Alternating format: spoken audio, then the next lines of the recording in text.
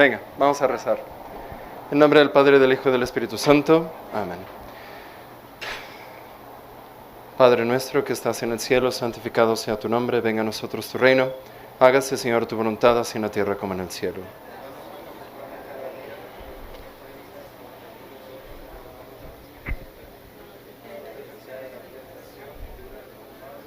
Espíritu Santo, fuente de luz. Santa María, asiento de sabiduría. Santo Tomás de Aquino, ruega por nosotros. En nombre del Padre, del Hijo y del Espíritu Santo.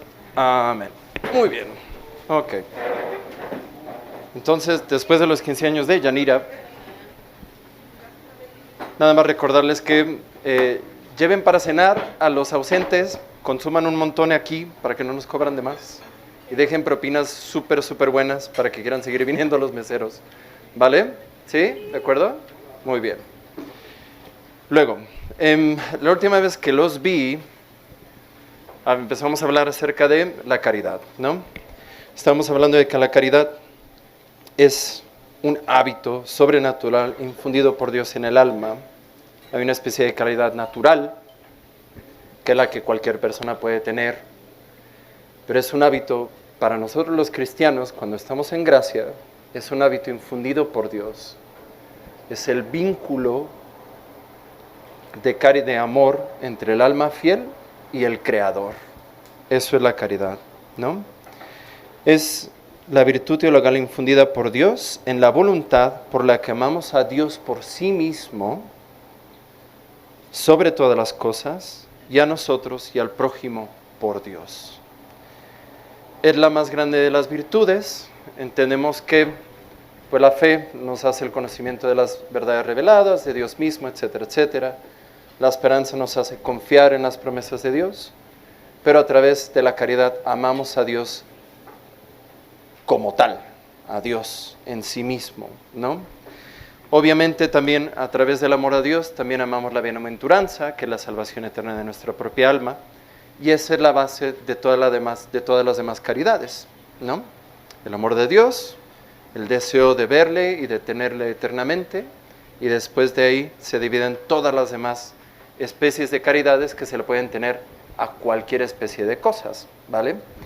Les decía la vez pasada que muy elocuentemente San Ignacio puso esto por escrito en el número 23 de los ejercicios espirituales, que esto es algo que si se lo pueden memorizar sería excelente, que es en el número 23 al principio de los ejercicios espirituales. Cuando ustedes los hagan, todos deberían de hacerlos alguna vez en la vida, cuando menos la primera semana. San Ignacio nos dice, principio y fundamento: el hombre es creado para alabar, hacer reverencia y servir a Dios nuestro Señor, y mediante esto salvar su alma. Y las otras cosas sobre la faz de la tierra son creadas para el hombre y para que le ayuden a conseguir el fin para el que es creado.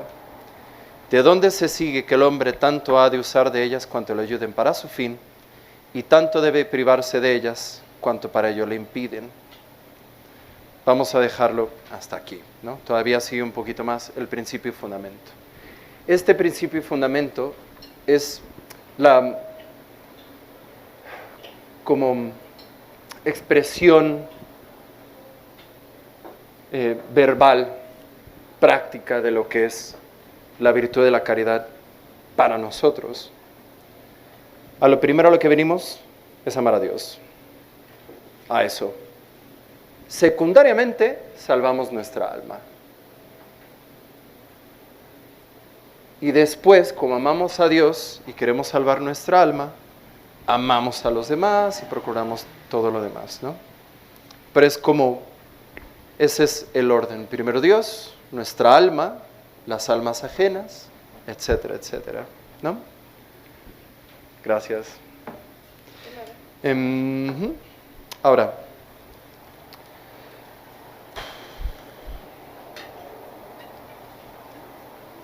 ¿quedó alguna pregunta de la sesión pasada? ¿Algún pendiente que me habrán querido preguntar acerca de la caridad, de lo que ya hemos visto hasta ahora? ¿No? ¿No? Muy bien. Vale. Hablábamos de que también la caridad es una virtud que perfecciona la voluntad.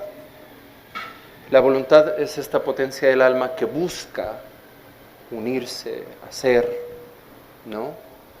La voluntad es aquello que nos presenta, el intelecto nos presenta un bien, y la voluntad o lo rechaza o se dirige hacia ello, ¿no? Entonces, cuando partimos del hecho de que la caridad perfecciona nuestra voluntad, también podemos deducir, que esto es muy importante y no se les puede olvidar jamás, que la caridad, el amor, no es un sentimiento. De esto nunca me voy a cansar de repetírselos. El amor no es un sentimiento. El amor es un acto de la voluntad, ¿no? ¿Y por qué es esto importante? Ok.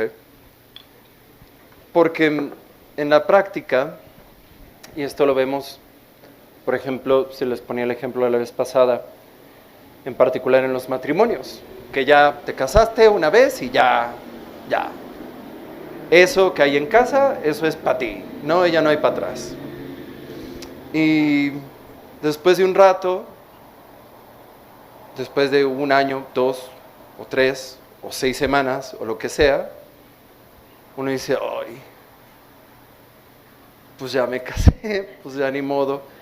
Y es más, creo que hay una historia muy bonita del Padre Pío, que una pareja de recién casados, con menos de un año de casados, llega y le dice, Padre, es que ya el amor que había se fue, ya no siento ninguna especie de afecto por mi marido.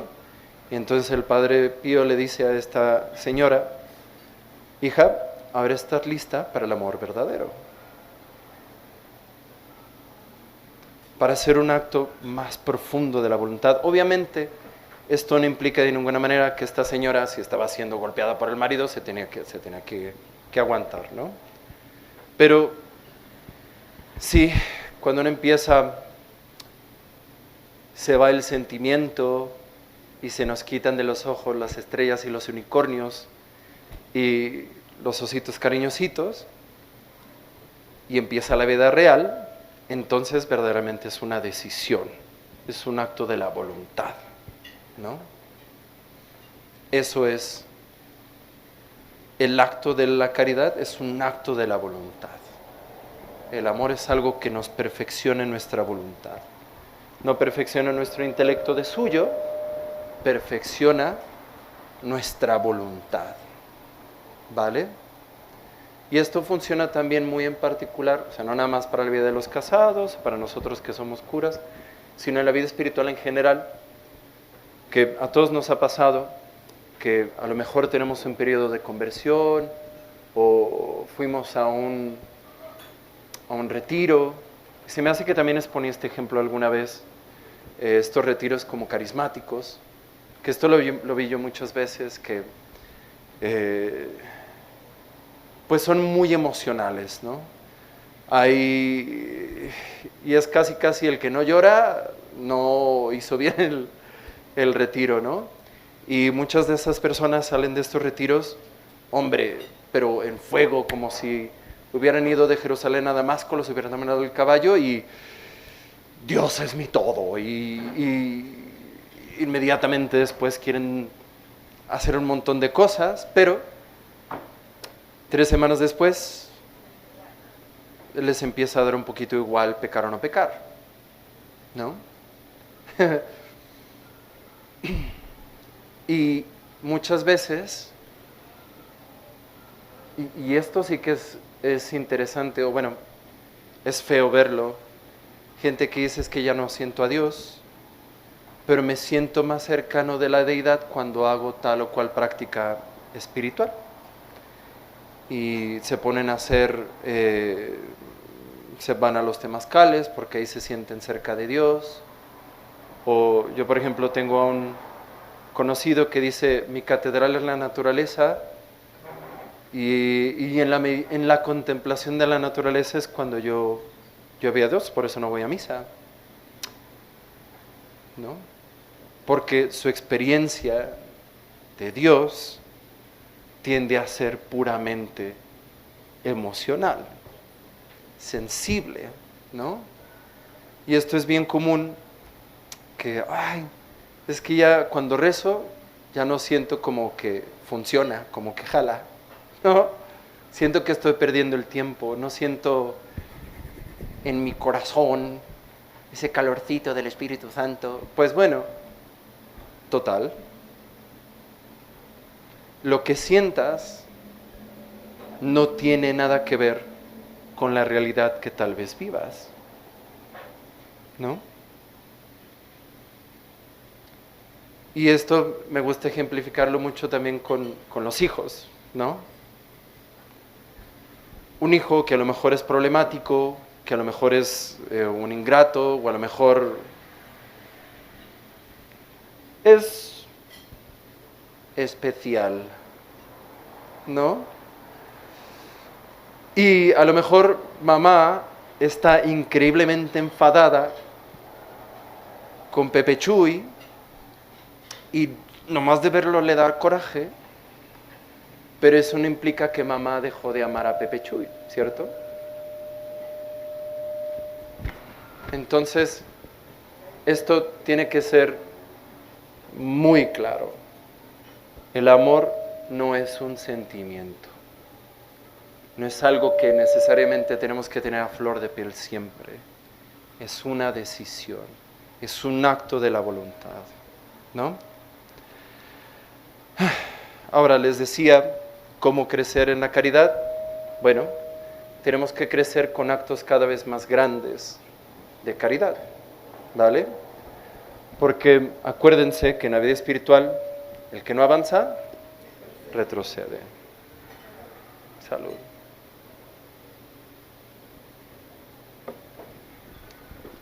¿Qué? ¿No le tomaste?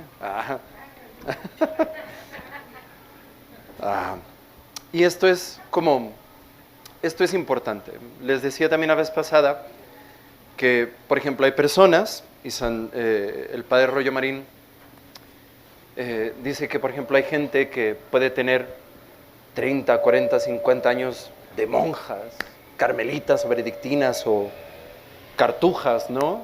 Viviendo todos esos 50 años sin nunca pecar mortalmente. Pero viven con tibieza, ¿no? Así como un poquito a la desgana. O sea, no rompen la regla, pero tampoco es como que se esfuercen un poquito más, sino que dijeron, pues yo ya soy monja o yo ya soy buena gente y ya está. Mientras me quede aquí y no baje, con eso me doy. Porque ciertamente subir en devoción y en amor a Dios implica un esfuerzo. Pero ¿a quién le gusta hacer ningún esfuerzo? Pues realmente a nosotros los principiantes en la vida espiritual, pues poco, ¿no? Y esto es lo que les dicen los actos de caridad remisos o tibios. ¿Tienen utilidad esos actos remisos de caridad? Sí. Sirven para que cuando menos esa persona no caiga más abajo, ¿no? Es como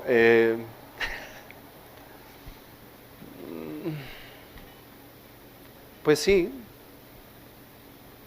simplemente mantenerse en un estado y no querer hacer más, porque implica que vamos a dejar más de nosotros allí.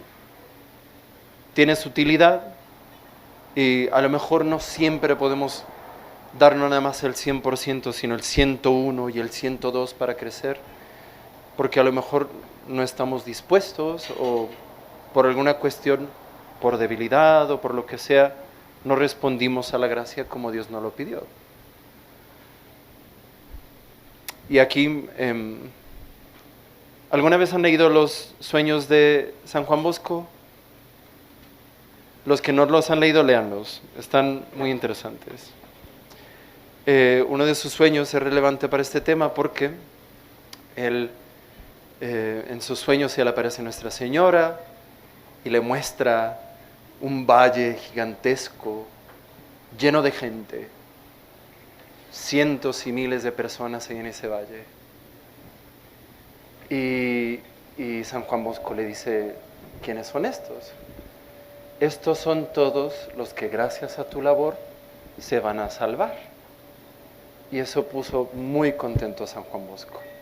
Saber a todos esos, porque realmente la congregación que fundó Don Bosco en algún tiempo fue la congregación más grande del mundo y tuvo un crecimiento increíble.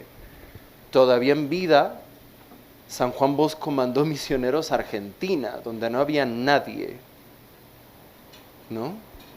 Y uno de sus primeros frutos fue Santa Laura Vicuña, ¿no? O sea, muy rápido dio fruto su obra. Hay colegios salesianos en todos lados. Aquí en Guadalajara, ¿cuántos hay? 3. ¿Y cuántos oratorios hay de otro artero, ¿no? Entonces, pero después le mostró otro valle, también lleno de gente, con cientos de miles de personas. Y entonces San Juan Bosco, con la emoción, le pregunta a Nuestra Señora, ¿y ahora estos quiénes son? Y Nuestra Señora le dice, estos son los que se hubieran salvado si hubieras tenido más caridad. A San Juan Bosco.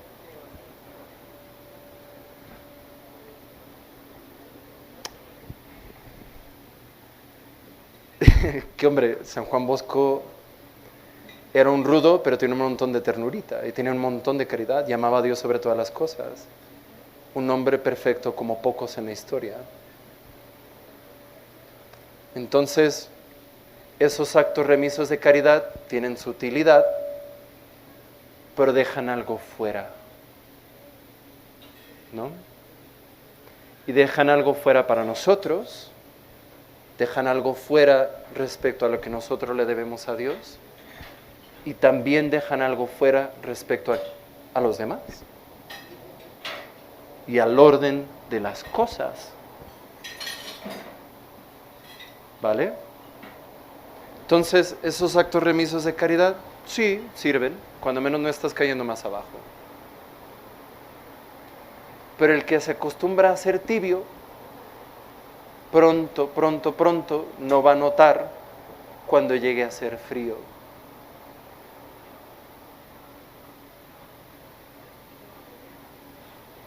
¿No?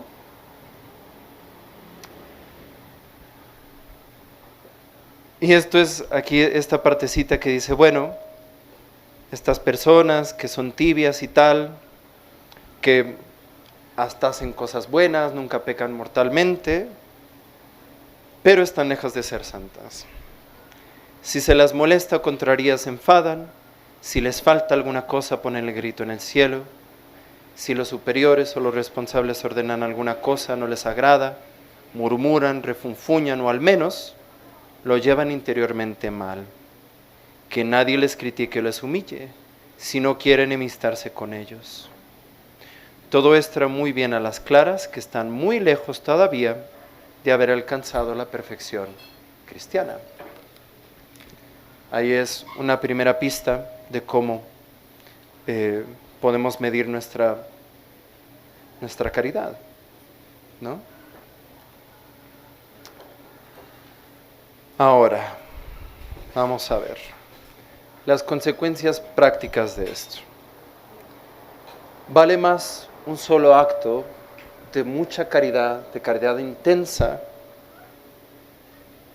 que miles de actos de caridad tibia. ¿Ok? Porque miren, es como un acto con caridad muy intensa, suponiendo que tenemos 100 de caridad, y el acto con el que hacemos tal o cual cosa es 101, 102, esto ya nos gana algo más en el cielo, nos hace más agradables a Dios. Pero un acto tibio, además de que le dejamos a deber a Dios con todo esto de aquí, no nos gana nada más en el cielo, sustancialmente hablando, ¿no? hay algún premio que recibimos, no hay ninguna obra buena que quede sin premio, pero no en esa gloria sustancial y profunda de la cual gozamos cuando estamos en el cielo, cuando estemos en el cielo, ¿no? Y además, ciertamente, cuando actuamos de una manera tibia, significa que nos estamos dejando algo para nosotros que no le estamos entregando a Dios. Y Dios es un Dios celoso.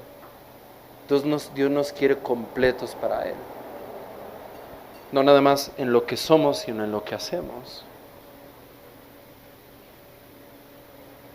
Ahora, no todos podemos empezar, les decía creo que la vez pasada también, no podemos empezar siendo como Santa Teresa de Ávila, Santa Catalina de Siena o San Ignacio. Ellos también empezaron de a poquito. San Camilo de Lelis, uno de mis ejemplos favoritos, él era mercenario, caridad poca, ¿no? Y vivía su vida de soldado, le encantaba apostar.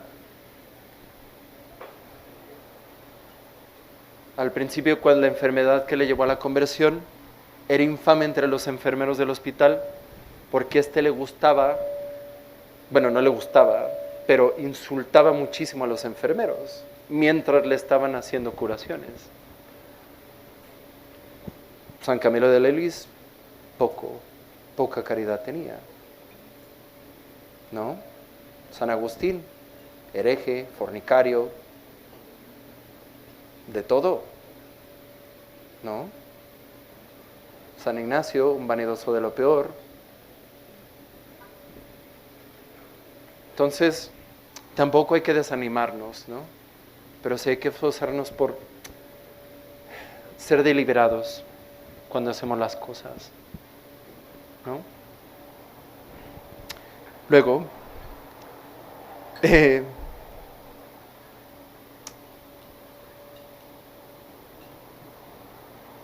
ciertamente, si Dios tuviera que elegir, ¿qué lo hace? ¿A un solo perfecto o a miles de mediocres? ¿A ustedes quién creen que elegiría? ¿Alguien que se da del todo a Él?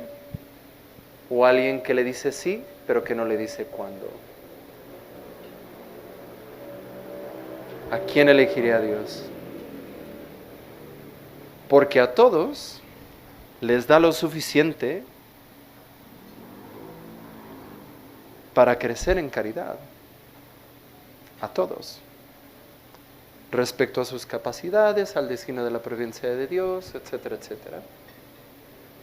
Pero a ninguno nos falta lo que le sobró a ninguno de los santos. Santa Marta recibía lo mismo que recibimos nosotros. San Pablo tenía lo suficiente para ser santo igual que nosotros. No vamos a ser santos como igual, un santo idéntico a San Pablo, pero todos tenemos la capacidad de ser santos, todo lo santo de lo que somos capaces.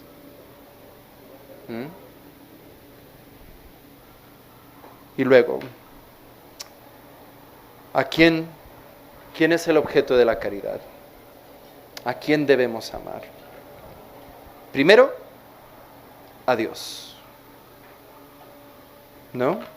A Dios en cuanto tal. Y porque amamos a Dios, nos amamos a nosotros mismos y amamos a los demás. E incluso podemos tener una especie de caridad de las demás cosas. Por ejemplo, el Sparky, ¿no? El perrillo Shih Tzu que ustedes tienen ahí en casa, o el Chihuahua.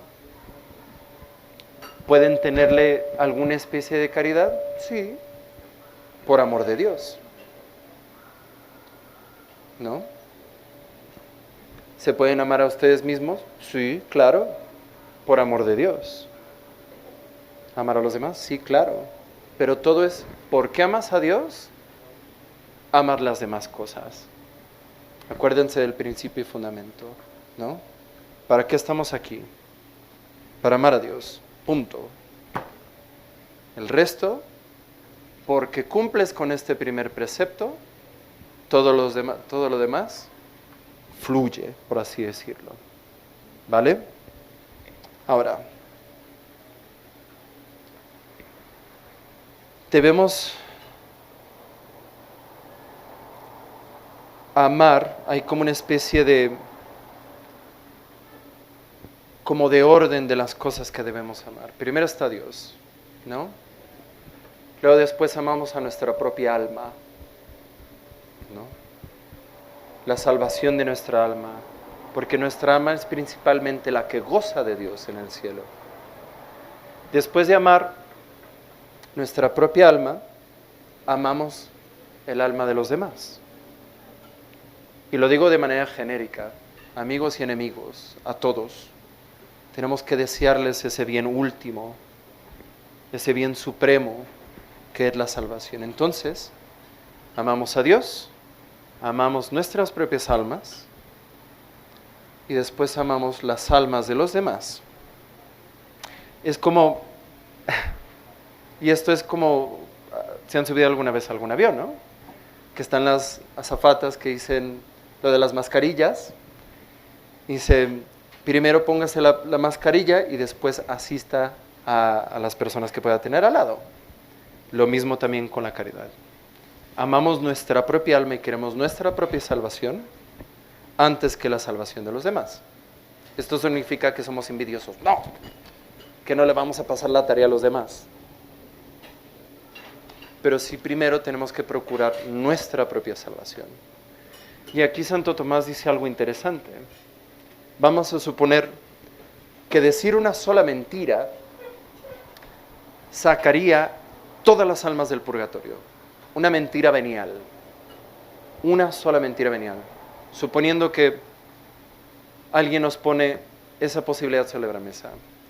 Di una sola mentira venial. Todas las almas del purgatorio salen en ese rato. Y por una sola mentira venial, además, en el mismo paquete, se van a cerrar las puertas del infierno. Y nadie más se va a condenar nunca jamás. Y por una sola mentira venial que digas, tienes garantizada la salvación de todas las personas que amas. Una sola mentira venial. ¿Tomas el trato o no? ¿Usted lo tomaría? Pues mal, reprobada, porque por caridad de Dios, como la amamos en sí mismo, no queremos ofenderle. Que bueno, hasta el justo peca 7 veces al día, pero tenemos que evitar a toda costa, incluso los pecados veniales deliberados. Y es más, no sé si les pasa, que aunque sea una cosa pequeñita, cuando uno sabe que lo está haciendo, se siente como más cochino, ¿no? Más sucio. Es como, era una mentirilla de, la verdad es que no lo hice, pero, no, sí. Es más, te lo llevo mañana. Sí, pero ya está. Es más, mañana que saliendo del Pilar te lo llevo, pero ya está. Y no estaba. Ajá. Y uno dice, sí, yo sabía que estaba mintiendo, la verdad no gané nada, y nomás, así de gratis, ofendí a Dios. Y luego, además de ofender a Dios y de faltar al precio de amarlo sobre todas cosas, también me estoy faltando a la caridad a mí mismo.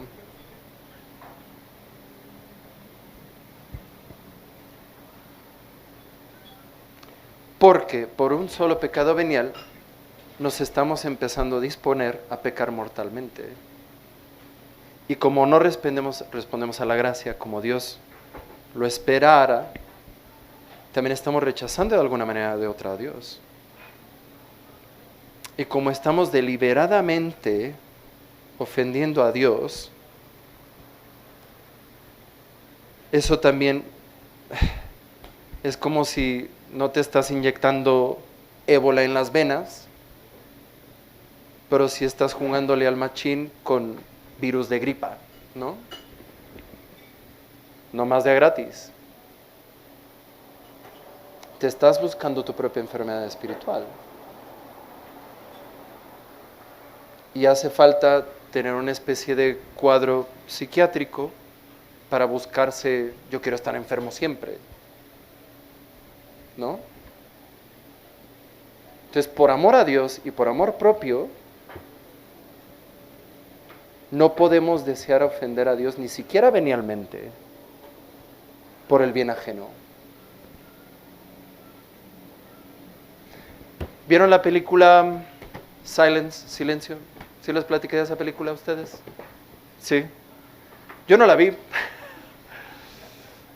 pero en algún punto la veré. Les platico lo que más o menos me enteré de lo que va, ¿no? Es en Japón en los 1700, ¿no? Por allí, cuando estaban los jesuitas, se lanza una persecución en contra de los cristianos y que los jesuitas ciertamente empezaron a tener mucho éxito predicando en Japón, particularmente en Hiroshima y en Nagasaki.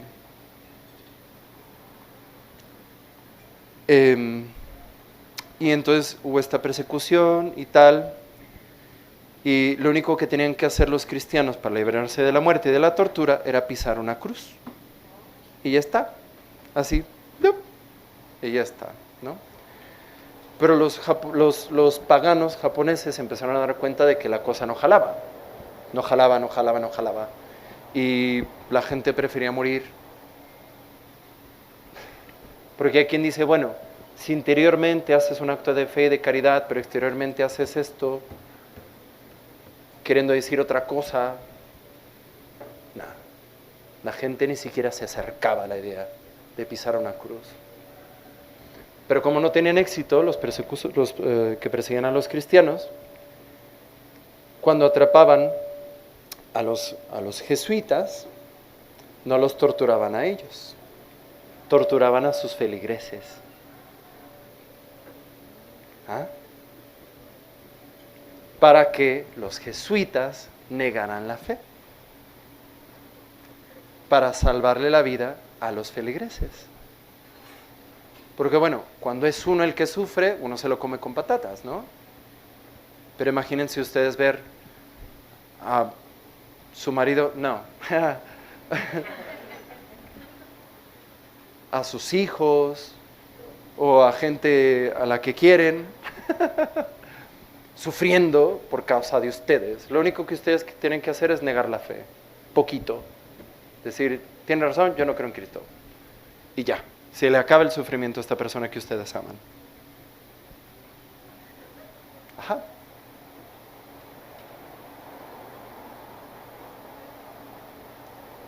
Si les soy sincero, yo me imagino a mis sobrinitas,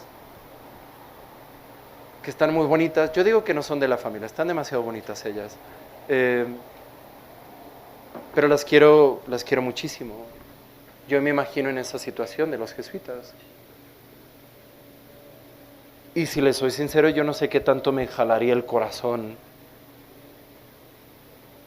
para que dejaran de sufrir ellas.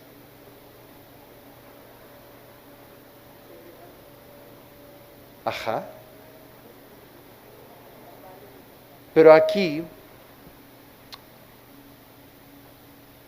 ni siquiera por el bien espiritual de alguien más, podemos pecar. Dios nunca nos va a pedir pecar, jamás. Porque Dios sería una cosa injusta, un Dios injusto, si nos pidiera pecar para poder salvar el alma de alguien más y nuestra propia alma y cumplir con el principio y fundamento, ¿cierto?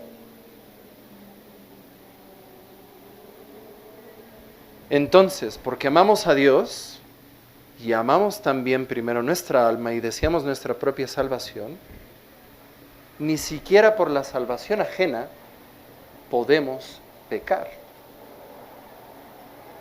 Mucho menos ya por otras cosas.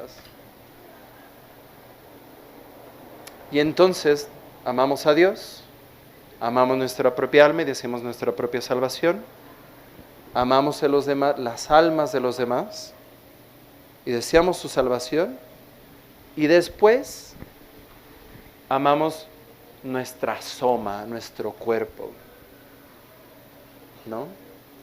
Eso significa que hay veces, y a algunas personas se los pide, que dejan el cuerpo atrás y el bienestar de su propio cuerpo para su bienestar espiritual y el bienestar espiritual de los demás, como los mártires, ¿no?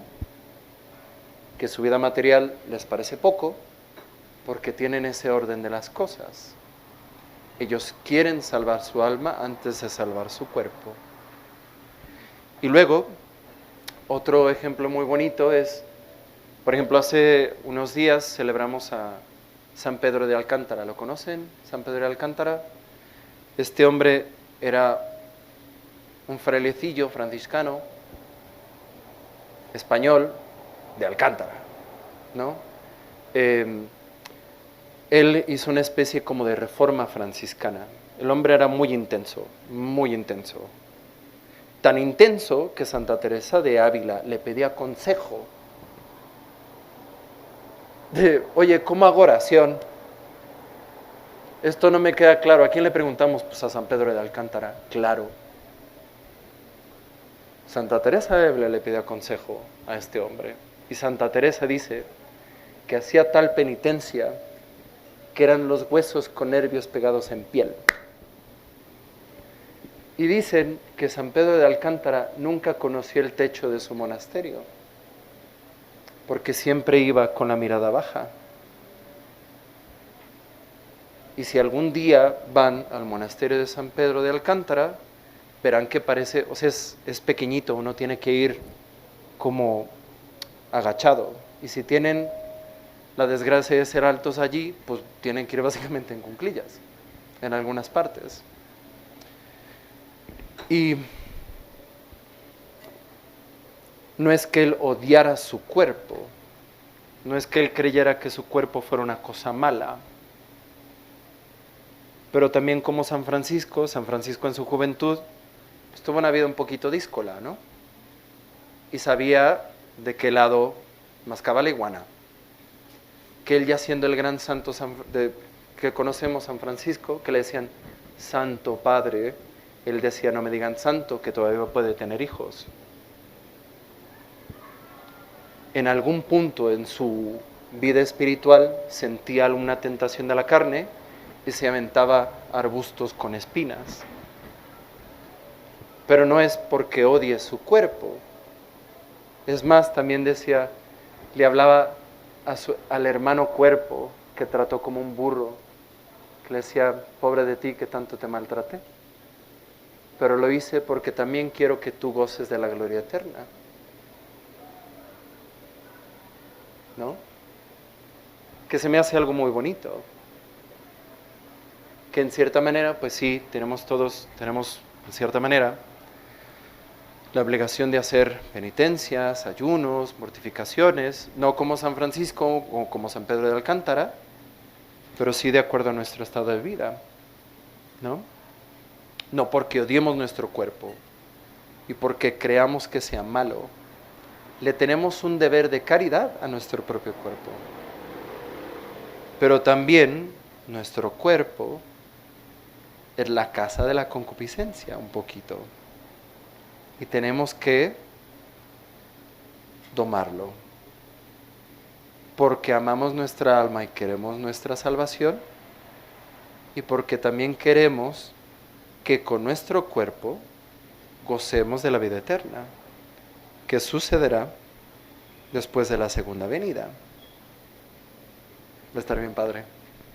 Yo quiero un six-pack aquí. Cuerpo glorioso. Pero bueno, el asunto es que eso decía un obispo que visitaba seguido el seminario. Era el obispo de Madison, el obispo Morlino, Dios lo tenga en su gloria. Estaba chonchito, era como Santa Claus, pero sin barba. Estaba así todo rechoncho con sus mofletes y así barrigón, barrigón. Decía, no puedo esperar la segunda venida porque esto ya me estorbó demasiado. Ya, Dios lo tenga en su gloria, el obispo Molino. Pero bueno, entonces, ya después amamos a Dios, amamos nuestra alma, amamos las almas de los demás, amamos nuestra propia soma, nuestro propio cuerpo, nuestro bienestar. Y luego después amamos, o podemos de alguna manera o de otra, de una manera análoga, amar las demás cosas, quererlas, tenerles algún afecto. Por ejemplo, al Sparky, al Huesitos, a los perritos, ¿no? O a los gatos. Pero también tiene que ser un amor como ordenado, ¿no? Porque ciertamente amas de algún personaje que a lo mejor tiene hijos y tiene marido, pero quiere al perro. Ya, por ejemplo, pero quiere más al perro que a las personas a las que les debe más amor de caridad, porque además el perrito, independientemente de lo de que aquella película de los 80s diga, no van al cielo y no son objeto del sacrificio de Cristo, ¿no? Ya, muy monos y hay que tenerles mucho cuidado, pero, y algún afecto, pero tiene que ser algo ordenado, ¿no? O esta gente que hasta los lleva en carriola y les pone gorritos, ya sí, pues no sé, que se lo deje la frater. Entonces, pues ahí está. Y ahora, vamos a ver. Tenemos que amar también a los pecadores. Es un punto diferente, es el que sigue. No sea adelante, señora. Quítese.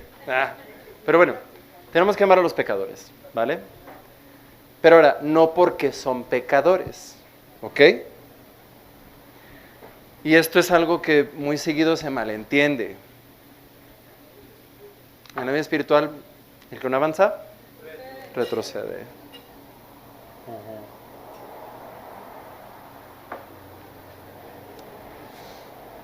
Porque esto de, tenemos que amar a todo mundo, sí, pero muchas veces a pesar de lo que hacen, no por lo que hacen, y eso no significa que también vamos a, de alguna manera, consentir lo que hacen, ¿no?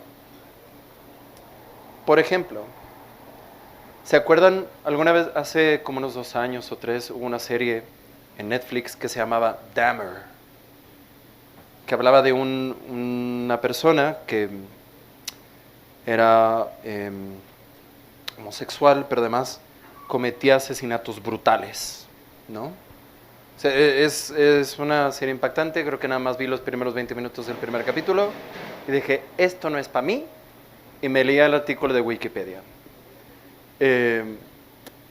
Pero este hombre, pues, aparte de los muchos problemas que tenía, pues, no era nada más como que mataba a gente, sino eran cosas muy brutales, ¿no? Muy, muy, muy brutales. ¿Tenemos la obligación de amarle? Sí. ¿Pero por qué es un asesino brutal? No. En tanto que es pecador, en tanto que comete estos pecados, no. Y eso significa que tenemos derecho a rechazar el pecado que él comete, o que cualquier pecador comete, ¿no? En particular cuando son pecadores públicos o notorios. Pero podemos rechazar en ese sentido, en tanto y cuanto son pecadores, no les amamos.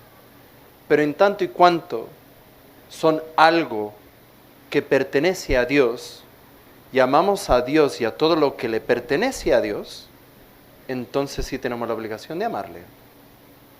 ¿Sí me doy a entender? O sea, esto es un poquito como... un poquito como lo que le pasó a Santa Mónica, bendita Madre de San Agustín, que nos da su bendición cuando nos vamos a dormir. Él no amaba a su hijo en tanto y cuanto él era un pecador. Odiaba el pecado de su hijo, ¿no? Y no apoyaba de ninguna manera lo que él hacía. Pero eso no implicaba que ella dejara de amarle. Ahora, ¿tenemos la obligación de expresarle afecto o esas muestras de caridad a todas las personas? No. ¿Vale? No podemos faltar a la caridad, pero no nos obliga, por ejemplo, con Jeffrey Dahmer, creo que es el nombre de este asesino. Hola, ¿cómo estás? ¡Ah! Tanto tiempo sin... ¡Ah! No.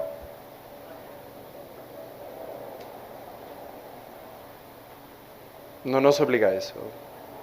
Estamos obligados a una especie de caridad general, por así decirlo, que es desearle el bien supremo, que es la salvación. No podemos retirarle de nuestras oraciones. Tenemos que pedir por esas personas.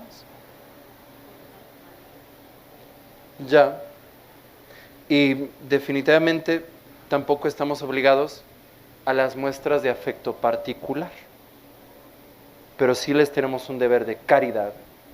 Y es más, ese deber de caridad nos obliga bajo pecado mortal. Odiamos al pecador en cuanto pecador, pero en cuanto que él es algo de Dios, estamos gravemente obligados a tenerle caridad. Es difícil. Es difícil. Pero ciertamente, y esto también aplica para nuestros enemigos, ¿no? Que estemos obligados a tenerle caridad a los enemigos no significa que nos vamos a dejar de lo que nos quieran hacer. No significa eso. Alguien nos quiere asaltar en la calle. ¡Ay, hermano ladrón, ten! Pues no. Tienes derecho a defenderte como individuo y como sociedad, ¿no?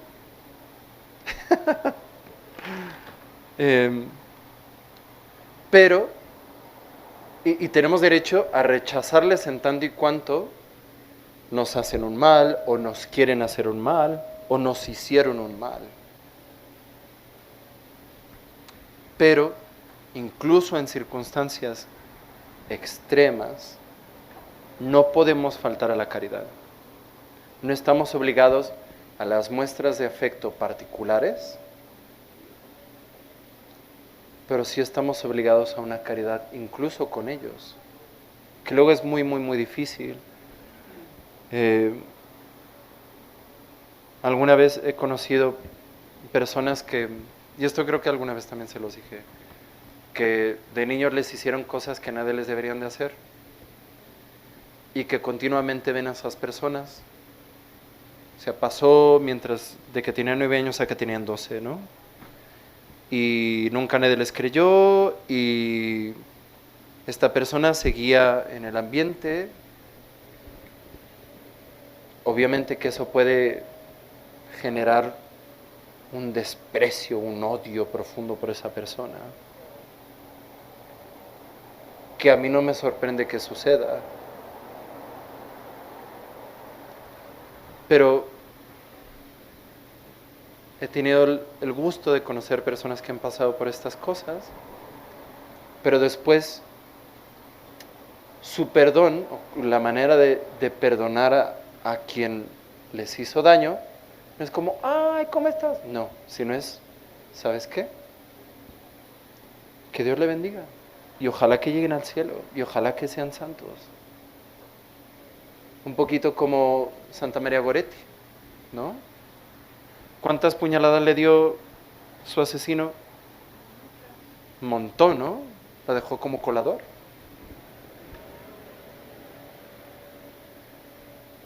Y si bien Yo creo que Santa María Goretti rechazaba la violencia que le querían hacer e intentó defenderse. Eso no le quitó el hecho de que ella tuvo caridad con él y le perdonó. Y muy probablemente pidió a Dios por él. El padre Pro, Miguel Agustín Pro, él decía que él estaría muy dispuesto a dar su vida por la conversión de Plutarco Elías Calles. ¿Sabían eso? No. Pues ahora lo saben. De nada.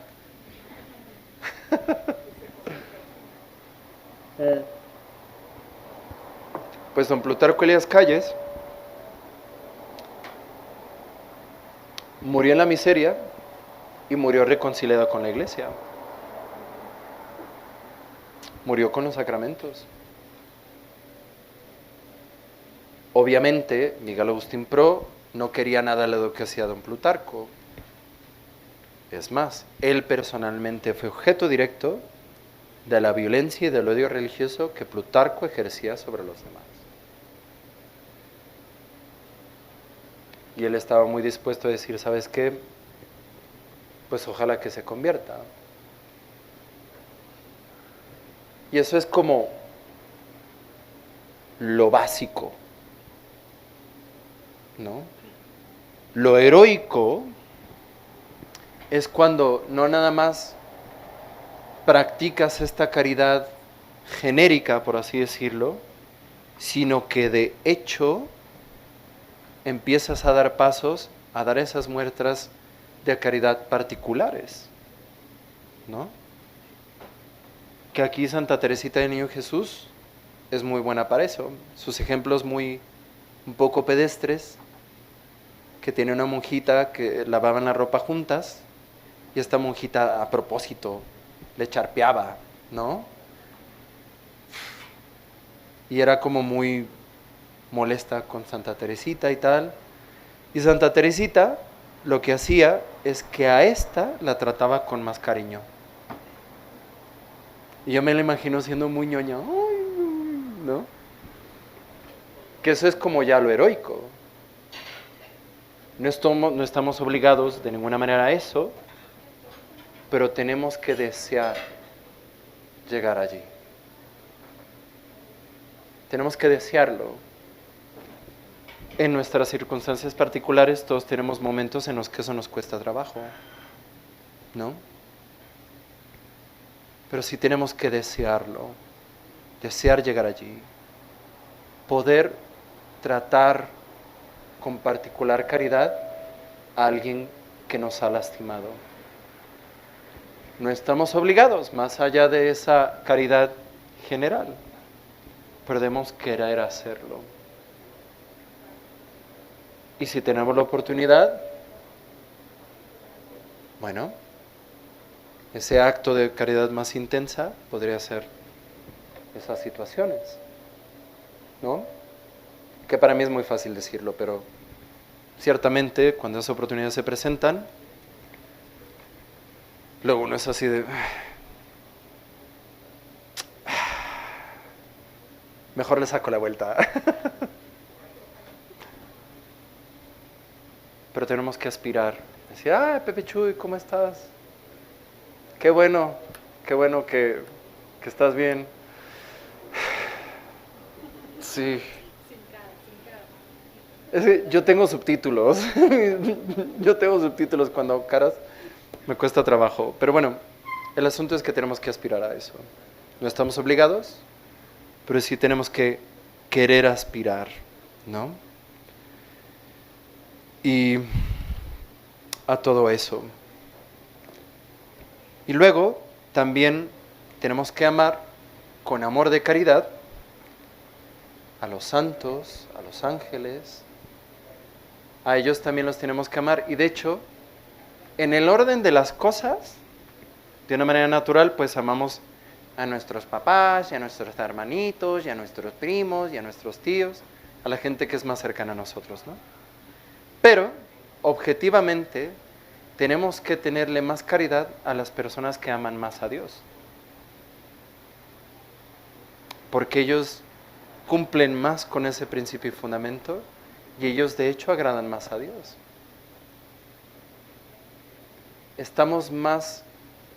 Tenemos que estar más prontos a tener caridad de manera objetivamente hablando, a alguien que es más santo. Obviamente la sangre nos llama, las amistades y tal, pero el deber de caridad, entre más alguien esté cerca de Dios, tenemos que tenerle más amor de caridad a esa persona. ¿Vale? Ahora, el acto principal de la caridad, toda esta virtud que es descrito, ¿qué es lo que pasa cuando tenemos la caridad? Lo que pasa es que amamos, de hecho. Y este amor tiene varios efectos. El gozo espiritual de Dios, la paz y la misericordia con los demás. Esos son los efectos internos. Externamente, es la beneficencia, que es hacer cosas buenas por los demás, la limosna o los actos de caridad materiales, y dentro de los actos externos de la caridad está la corrección fraterna. Pero tiene que ser siempre en caridad, acuérdense de esto, ¿vale? Si yo me enojo con ustedes no por malo, es por caridad. Ahora, los vicios opuestos a la caridad es el odio, que cuando se refiere a Dios es el peor de los pecados.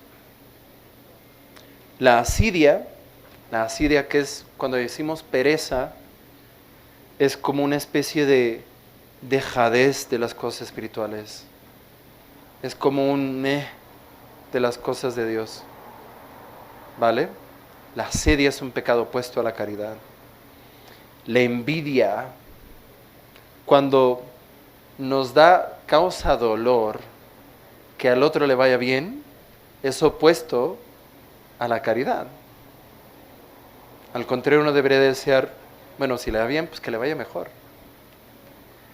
La discordia, la contienda, el cisma, todos estos son pecados opuestos a la caridad.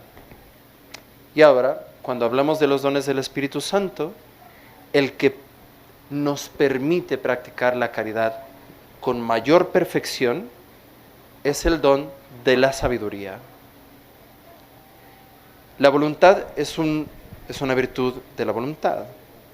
La sabiduría es un don intelectual. ¿Sí?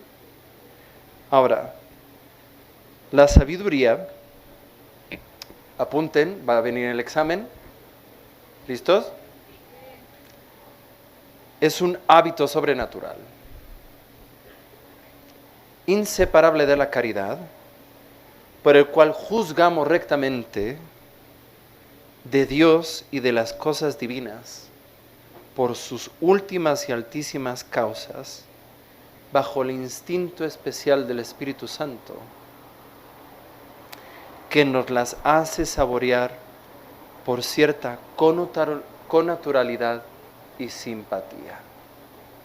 Y la próxima vez que nos veamos, les voy a explicar paso por paso esta definición. ¿Vale? En nombre del Padre, del Hijo y del Espíritu Santo. Amén. Dulce Madre, no te alejes, tu vista de mí no apartes, ven conmigo a todas partes y solo nunca me dejes. Ya que me amas y me proteges tanto como verdadera Madre, haz que me bendiga el Padre y el Hijo y el Espíritu Santo. Amén.